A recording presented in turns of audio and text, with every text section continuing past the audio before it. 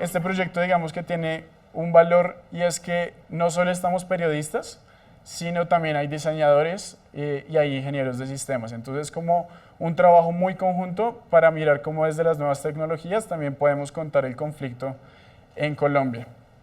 Entonces, en este diseño de bases de datos, básicamente lo que hacemos es identificar, clasificar y contar historias. Entonces,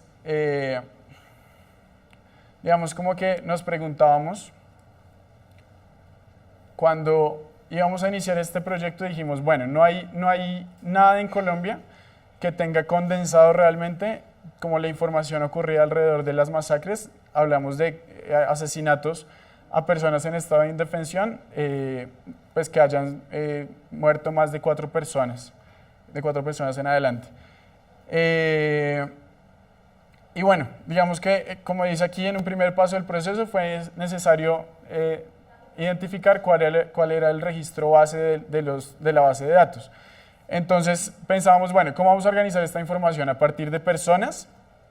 Entonces dijimos, bueno, en muchos casos no se conoce el nombre de las personas que fueron asesinadas y en muchos casos tampoco se tiene como certeza sobre el número de personas que fueron asesinadas. Entonces dijimos, no es por ahí.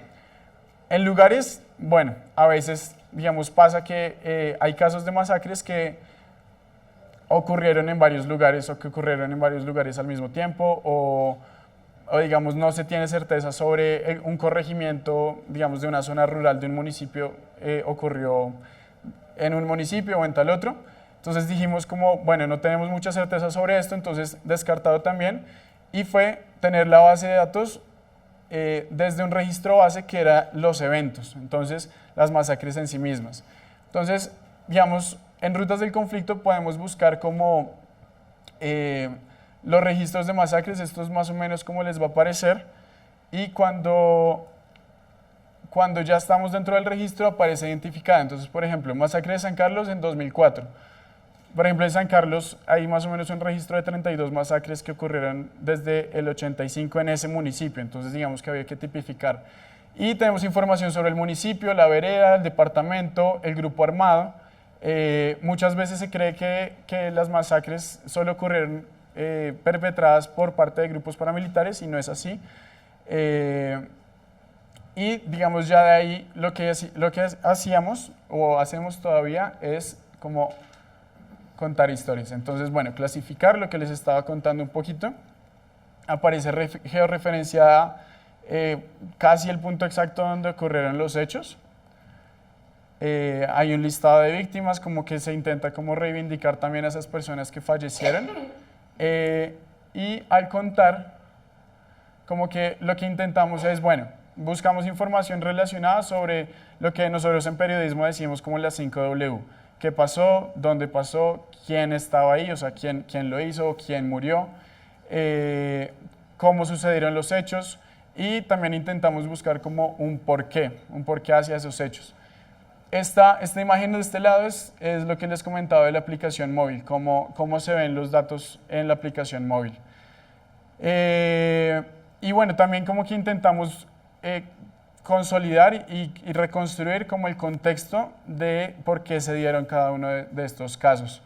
Digamos que hay casos que son aislados, hay muchos casos que no son aislados, y realmente pues es importante que se logre como buscar un contexto también muy desde el periodismo para dar como una explicación a cómo fueron los hechos. A partir de pura información, o sea, digamos esto es pura redacción que nosotros entenderíamos como una redacción de noticias. O sea, información pura y dura. Cuando lanzamos la aplicación, que fue en marzo del 2014, bueno, pues más de 3.000 personas descargaron la aplicación para móviles.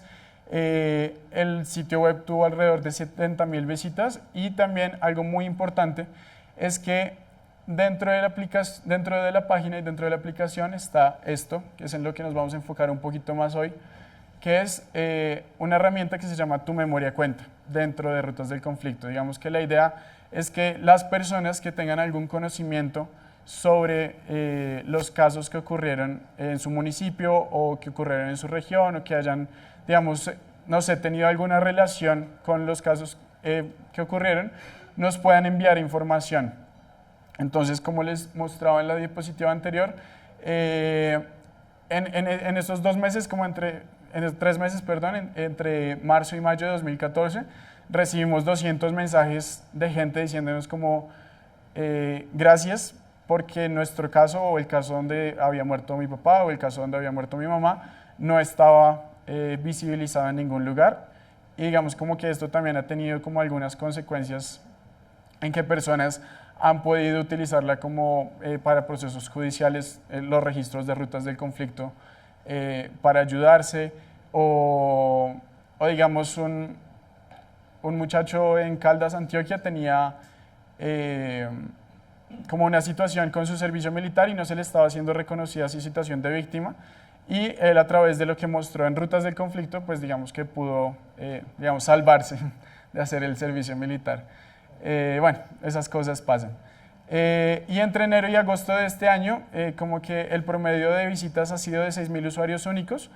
Y bueno, pues seguimos enviando y recibiendo mensajes de víctimas, tanto de académicos como de periodistas que han sabido de estos temas.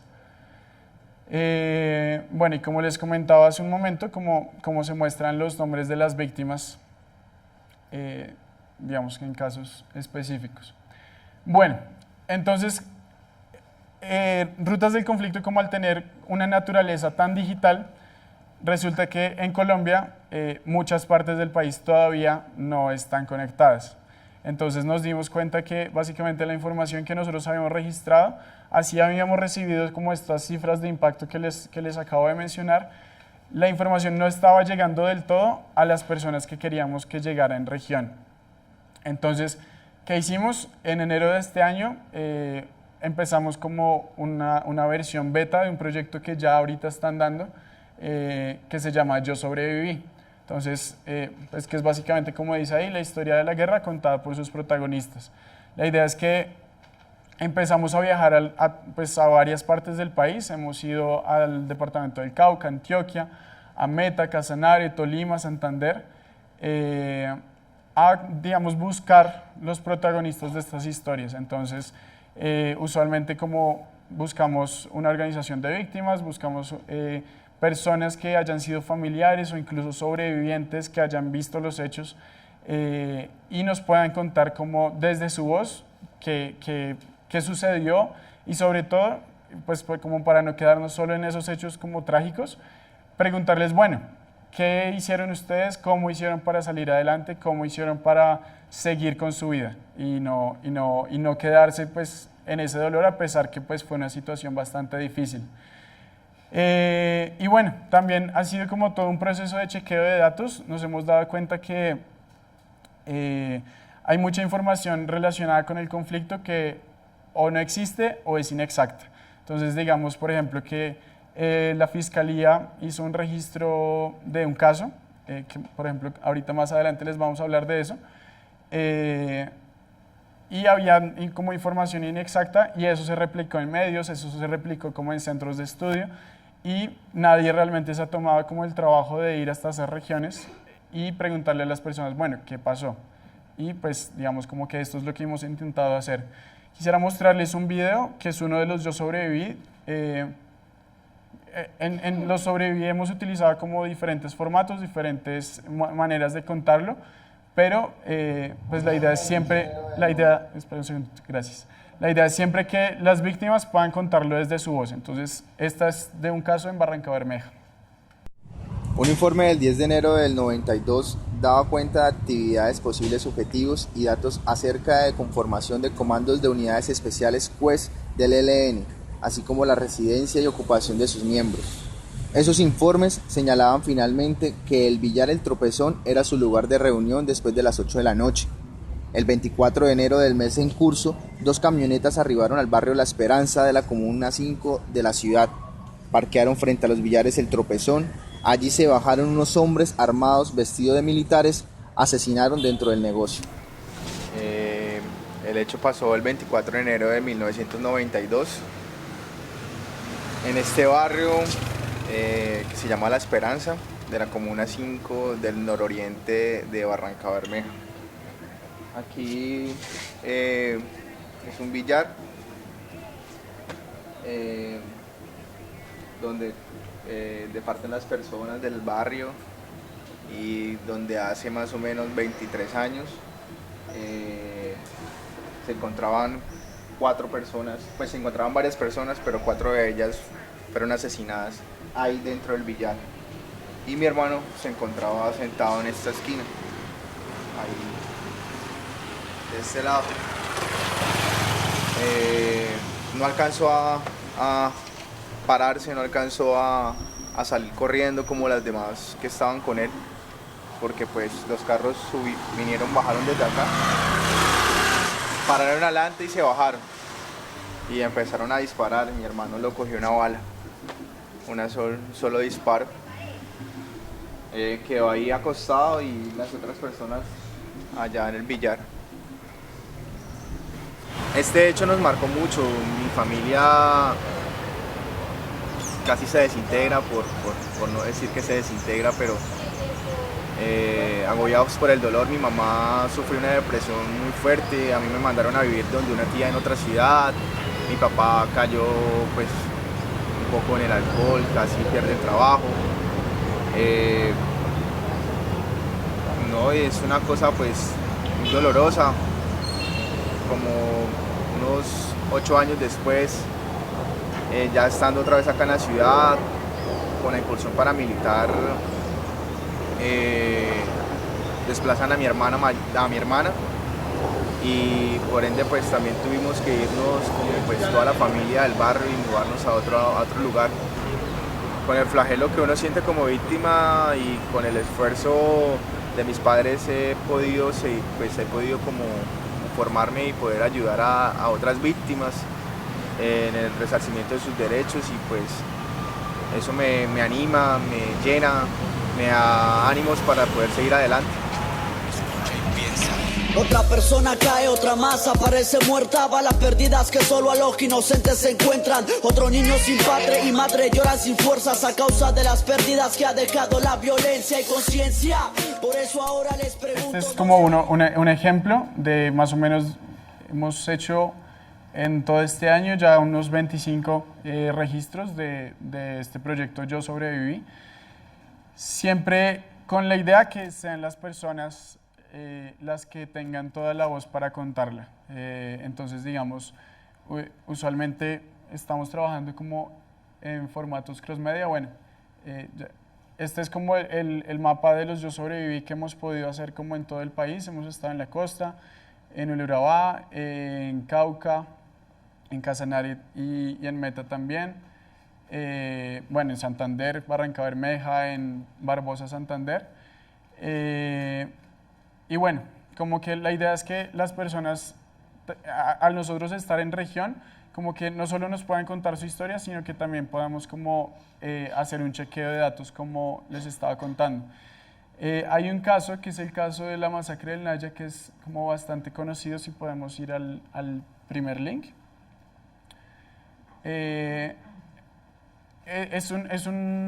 Digamos, uno de los casos más reconocidos de masacres en el Cauca, que ocurrió entre el 10 y el 14 de abril del 2001. Digamos, como que también hemos podido sacar algunos especiales, pero digamos este caso lo más valioso que para nosotros tuvo fue que al nosotros estar allá, si podemos ver el lugar donde ocurrió, es allá cerquita de Timba, es más metido hacia el monte. Digamos, bueno, este caso como que tuvo unas repercusiones muy fuertes sobre la comunidad indígena y afrodescendiente del norte del Cauca. Y lo que nos dimos cuenta al estar hablando con las personas en este lugar es que, digamos, hay un registro más o menos de 27 personas que fueron asesinadas, aunque la comunidad dice que fueron alrededor de 100 personas. Sin embargo, en los registros de la Fiscalía había más o menos 5 o 6 personas que aparecían fallecidas, y cuando nosotros estábamos allá les preguntamos, bueno, empezamos nombre por nombre, ¿quién era esta persona? Entonces nos decían, no, era el tendero. ¿Quién era esta persona? No, era el dueño de una finca por ahí cerca. Bueno, y así les preguntamos por estos 5 o 6 nombres que les digo, y nos dimos cuenta que la gente nos dijo en ese momento como, no, ellos están vivos. Ellos viven aquí cerquita.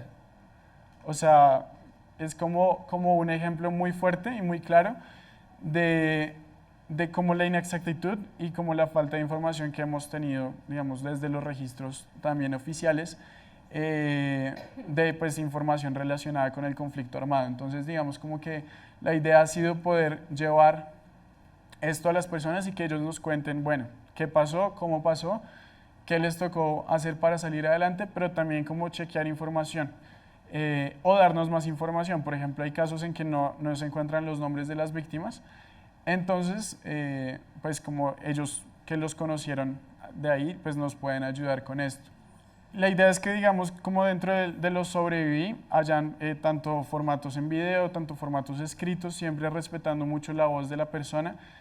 Por ejemplo, en este del especial del Naya, hay una narración de una líder que fue la que apareció por ahí en una foto, que se llama Licina Collazos, y ella nos contó toda su historia, nosotros ya la redactamos, muy respetuosos, perdón, con la voz de ella, para que pues ella nos contara cómo había salido adelante. Y digamos como que la idea también es, al llevar esto a región, es poder usar formatos un poco más tradicionales también, que digamos no son tan, sí, digamos, mucho más tradicionales. Entonces hemos hablado en emisoras radiales, hemos contactado víctimas a partir de hablar en emisoras radiales, hemos pasado algunos de los videos por canales de televisión, les hemos llevado también, como está en esta foto, como formatos impresos muy sencillos de rutas del conflicto para que ellos lean la información, digamos, de primera mano también. Y bueno, como tener toda una base digital, pero intentando que sea como algo mucho más cross-media o transmedia, como se dice. Y digamos, como resultados también hemos podido como hacer más, como buscar estos contextos y estas razones por las que han pasado cosas en el país. Y este es un especial que hicimos en el Urabá que se llama 6 semanas de dolor en Urabá, que es básicamente como seguir el rastro de 4 hechos de masacres que parecían aislados, pero no lo eran. Eso ocurrió hace 20 años, bueno, se montó ahí un poquito. Y es básicamente como hubo una ruta de masacres en una guerra entre las FARC, el EPL y los paramilitares del bloque bananero de las SACU, que hicieron masacres en Turbo, en Apartado, en Carepa y en Chicorodó. Y digamos como poder también mirar, digamos, cómo se registraron en esa época esos hechos y contar como un poquito más sobre el contexto de estos hechos. Podemos darle clic a cualquiera. Entonces, digamos, poder registrar y también como hacer algo mucho más desde el periodismo también, como no solo desde la voz de las víctimas, sino también como ya con muchas más fuentes, ya también contrastando con expertos, contrastando con personas que han podido como estudiar de primera mano también el conflicto en esa región. Bueno, allá podemos volver. Y bueno, digamos como que la idea ha sido eso, como poder, ahora ya que identificamos y clasificamos y contamos un poquito de la historia, como les contaba al principio, ahora poder contar más, entonces, y meternos como mucho más a profundidad con las personas. Y bueno, como les contaba, como un poquito las voces de las víctimas, este es el caso, el de arriba, el del muchacho de Caldas, Antioquia. Este es un caso en Bojayá. Pues como la voz de una persona, es de otra masacre en Santander de Quilichao, y lo mismo que ya he venido diciendo, como hablarlo desde las voces de las víctimas. Y ahora como en este punto como coyuntural que estamos como viviendo en el país, la idea ha sido como tomar una tercera fase que ha sido como enfatizar en el periodismo ciudadano con las comunidades. Entonces hemos podido como ir a algunos sitios, esto sí todavía seguimos como en una versión beta, todavía no tenemos como algo puntual para mostrarles, pero la idea es como algo que se llama Rutas del Conflicto, mi municipio. Es decir, como reconstruir toda la historia y el contexto y digamos como todos los actores del conflicto y las personas que sufrieron consecuencias del conflicto armado en lugares específicos puedan hacerlo ellos mismos. Es decir, nosotros brindarles como herramientas para que puedan hacerlo ellos mismos. Esta foto es de el lugar donde estuvimos más recientemente, que es un municipio que se llama Receptor, en Casanare, que es un municipio que vivió un caso en 2003 de la desaparición de más o menos 60 personas entre Receptor y Chámeza, que es un municipio muy cerquita de ahí.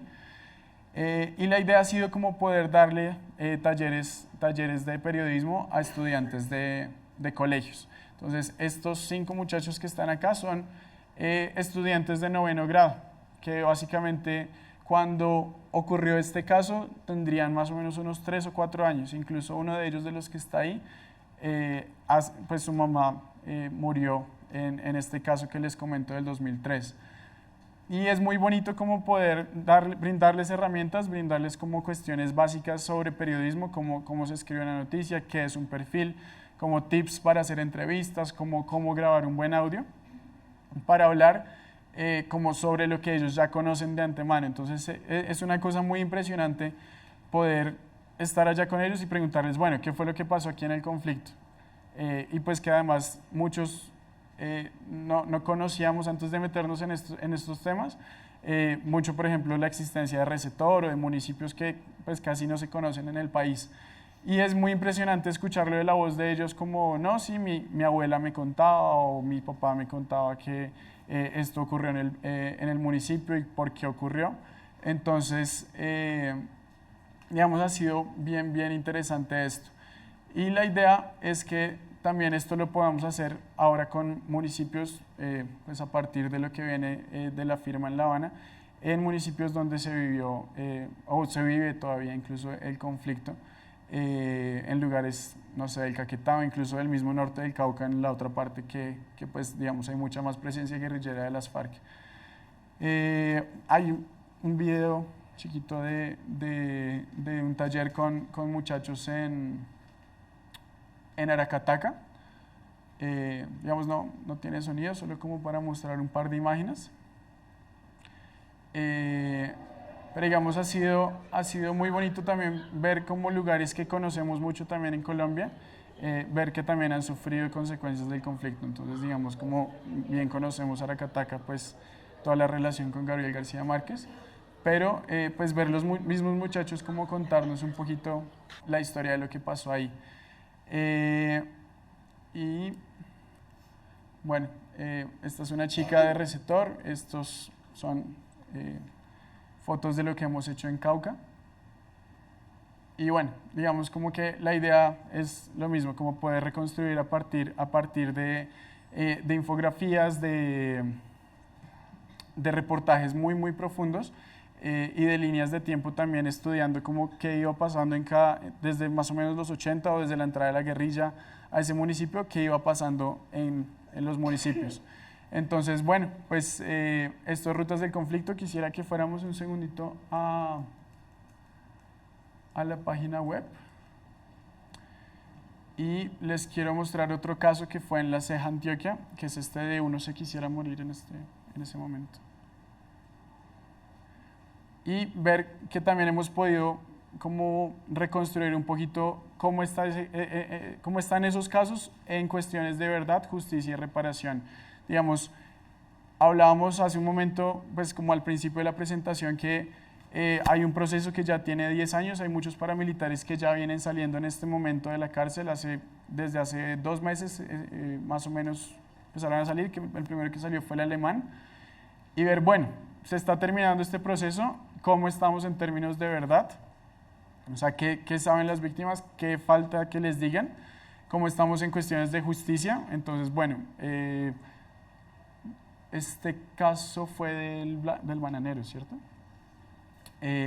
Bueno, como los responsables de esto pagaron lo que tenían que pagar, pues pagaron cárcel, cómo están en este momento, digamos, si están próximos a salir o no, y cómo están las víctimas también en cuestiones de reparación. Entonces, pues saber que también la reparación no es solo una cuestión de una indemnización económica, sino que tiene varios niveles en que pues, las personas deberían recibir por parte del Estado ayuda psicológica, garantizarles que esto no se va a repetir y que pues no va a volver a suceder.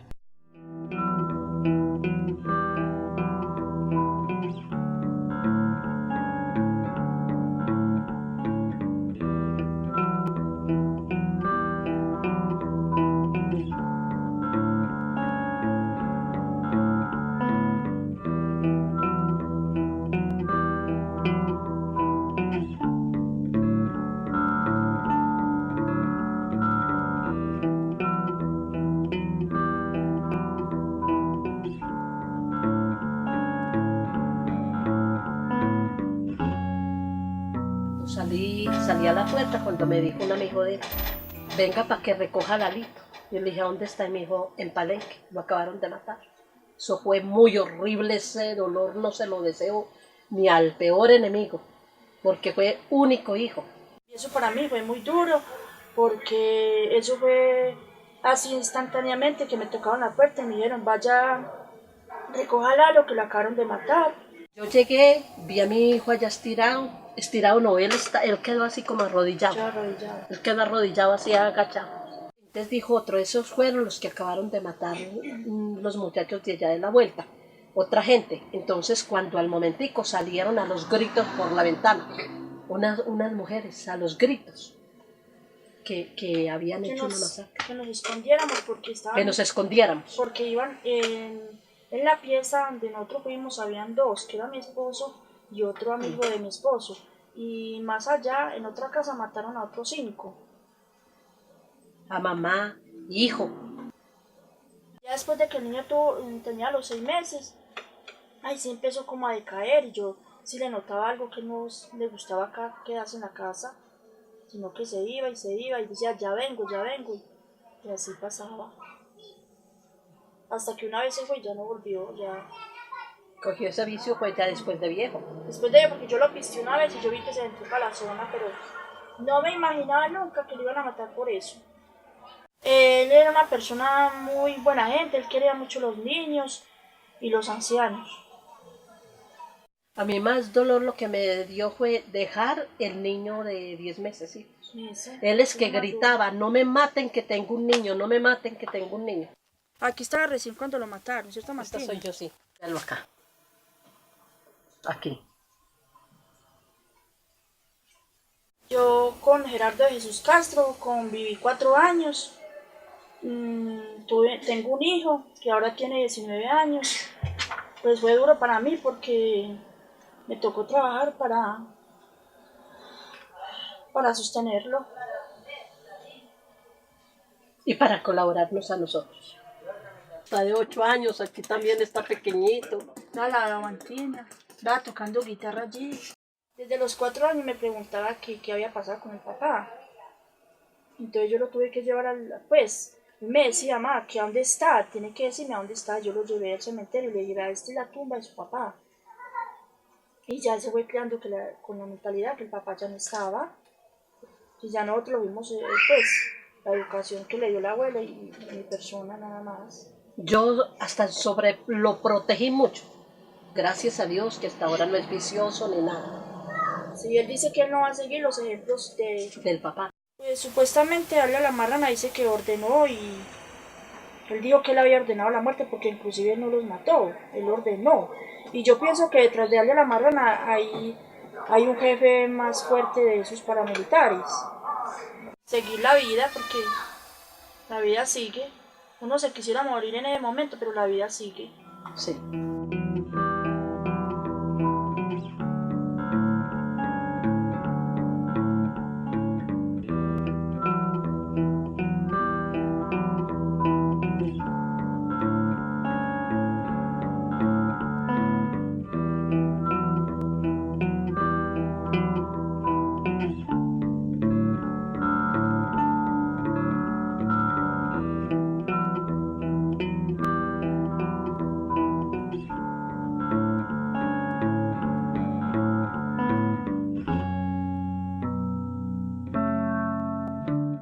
Muy a grandes rasgos, como estos rutas de conflicto, somos un equipo bastante pequeño, somos más o menos 6 personas, 7 personas con el ingeniero trabajando en esto.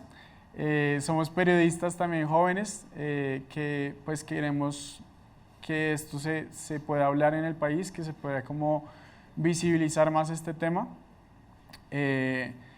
Y sí, digamos, como poder seguir viajando por todo el país y como reconstruyendo las historias que pues puedan contar los sobrevivientes. Pues igual los invito a que entren a nuestra página, la naveguen, pueden hacer búsquedas por municipios, por departamentos, por grupos armados, pueden encontrar también como historias de como el nacimiento de ciertos grupos armados y ciertos bloques paramilitares.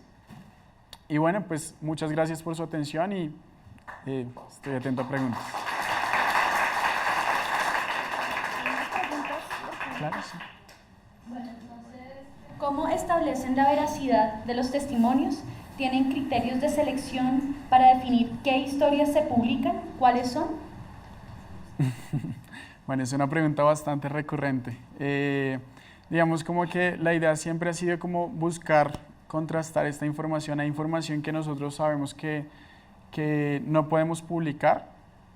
Digamos, por ejemplo, es muy complicado cuando son casos en que tuvieron que ver militares o miembros de la fuerza pública, porque no podemos publicar hasta que no haya una sentencia de alguna corte como que se refiera directamente a este hecho. O sea, como hasta que no esté muy confirmado esta información, no la podemos publicar.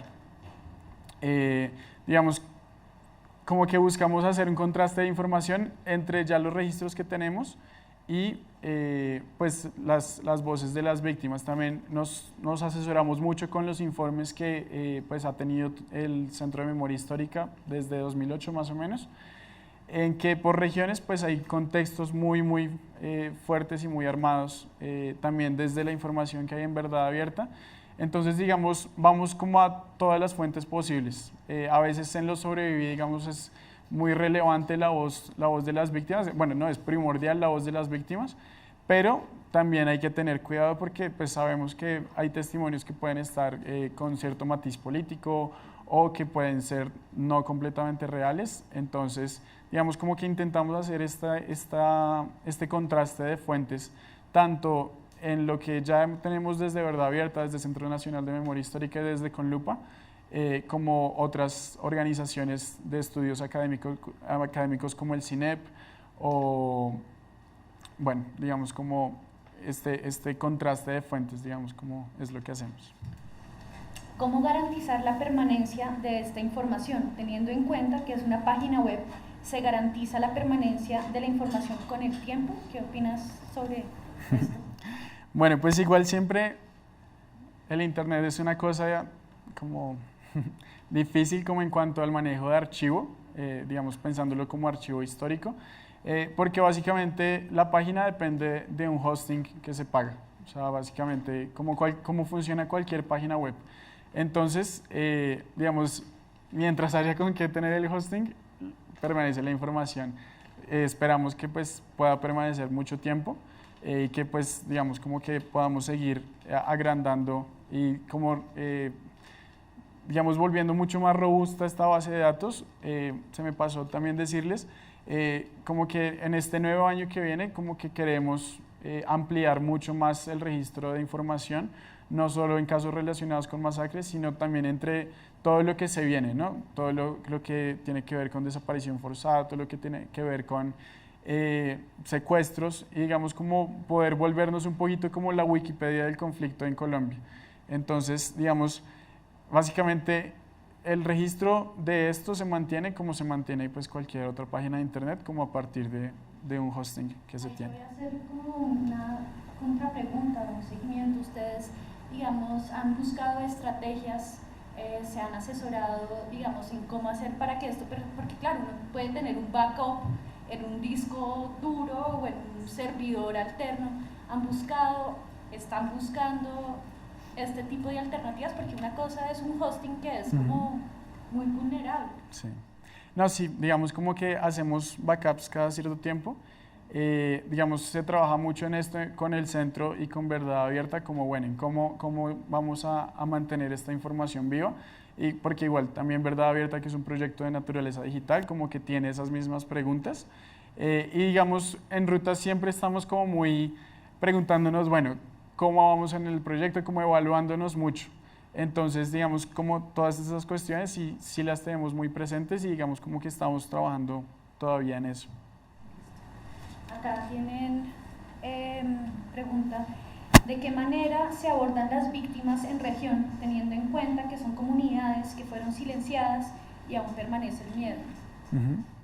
Bueno, ese es un tema, digamos, también porque fueron regiones que han tenido como muy poca presencia del Estado. Digamos, por ejemplo, el norte del Cauca, en algunas zonas es muy baja la presencia del Estado o de la fuerza pública. Entonces, digamos, también para nosotros blindarnos como periodistas, lo primero que hacemos es como buscar un acercamiento con organizaciones de víctimas. Entonces, digamos, sobre todo los que son víctimas de paramilitarismo ya están muy organizados, ya digamos como después de todos estos años en que ellos se desmovilizaron, han como tomado voz y han decidido como, bueno, pues vamos a reclamar nuestros derechos, vamos a, digamos, organizarnos y hacernos también visibilizar. Entonces, hay lugares donde esas organizaciones son muy robustas, como por ejemplo el caso de Barrancabermeja, que, o sea, bueno, Barrancabermeja que sufrió tanto por el conflicto, pero están muy bien organizados, digamos, es una asociación de más o menos unas 100 personas, yo creería, pero hay lugares donde son cosas mucho más pequeñas, entonces, digamos, si no hay asociaciones de víctimas, por ejemplo, Receptor no tiene una asociación de víctimas, se hace a partir de la personería o de la Defensoría del Pueblo, digamos, como no trabajando como, digamos, del lado del Estado, sino intentando contactarnos por esos lados y ya es como una persona nos va llevando a la otra y una persona, o sea, como una conexión entre personas. Y bueno, pues el tema siempre es bastante difícil de abordar, hay personas que todavía tienen mucho dolor en su corazón. También es difícil abordar ese tema cuando son zonas, como no sé, recientemente en San Vicente del Caguán, personas que todavía tienen mucho miedo de hablar porque pues, o sea, el peligro es real y existe. Entonces, digamos, la manera de abordarlo también es como con mucho tacto, o sea, como llegando hasta un punto. Hay muchas víctimas que a veces pues resultan llorando, nosotros terminamos ahí como medio tocados pues con ellos, porque realmente pues fueron situaciones muy dolorosas que les cambió la vida por completa, pues sin razón. Y sí, o sea, con mucho tacto y mucho cuidado con las preguntas, también mucha información de contexto antes nosotros como no llegarles a hablar como bueno, ¿y quién estaba aquí? No, sino como llegarles ya como con conocimiento del caso, pues como de antelación. Y entonces esta es una pregunta que va como en el mismo sentido, pero a raíz de los viajes que han hecho, los viajes que han hecho han tenido alguna repercusión o han implicado amenazas por parte de algún grupo al margen de la ley? Bueno, pues gracias a Dios no, por ahora no. Digamos, siempre es algo que pensamos, siempre nos cuidamos mucho cuando estamos como en región como de como nosotros decimos, no boletearnos. Entonces, digamos, hay lugares en que nosotros preferimos decir que, como todavía somos jóvenes, preferimos decir como no, somos estudiantes de periodismo o digamos, bueno, o sea, como hay lugares donde es mejor no decir que somos periodistas y hay lugares donde pues es bueno decirlo porque pues eso mismo nos blinda. Cuando estuvimos en el Cauca, nosotros estuvimos en abril, los primeros días de abril, y fue algo bien curioso porque pues recuerdan el caso del asesinato de los 11 militares. En ese mismo lugar nosotros habíamos estado como 3 días antes, o sea, como fue una cosa como bien chocante pensar, bueno, pues estamos ahí, tenemos igual siempre que seguir siendo muy cuidadosos, pero pues como amenazas o esto, pues no pues hemos tenido de ninguna manera. Yo digo también una aclaración, yo digo que somos jóvenes porque pues somos 4 o 5 que todavía pues estamos como entre los 22, 21, algunos 23, pero pues digamos como que sí hay gente con mucha más experiencia que pues digamos como Oscar Parra, que es el editor del proyecto, pues que ya tiene mucha más experiencia en esto. Bueno, muchas gracias, Juan Pablo. No, muchas gracias a ustedes.